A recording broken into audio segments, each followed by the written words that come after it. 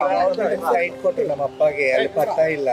ಎಲ್ಲಿ ಆ ಕಡೆ ರಾಜೀವ್ ನಗರ ಸರಿ ನೀವು ಬರ್ಕೊಡ್ರಿ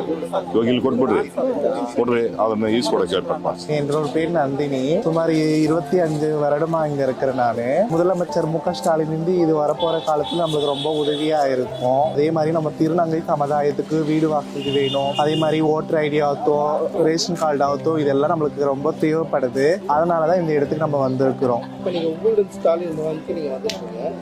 என்ன விஷயமா நீங்க வந்தீங்க நம்மளுக்கு வீடு மனை பட்டா வேணும் வீடு வசதி வேணும்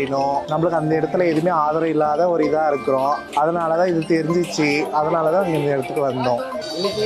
எம்எல்ஏ அவர்கள் வந்து உங்கள்கிட்ட பேசினாங்க ஆமா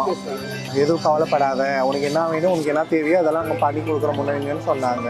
எம்எல்ஏ வை பிரகாஷ் அவர்களுக்கு மிக்க நன்றி சொல்ல போறேன் ஏன்னா இந்த அளவுக்கு ஏழப்பட்ட மக்களுக்கு எல்லாருக்கும் என்ன வேணும் வசதி பண்ணி கொடுக்குறாங்களே அதனால வந்து அவங்க ரொம்ப மிக்க நன்றி சொல்ல போறேன்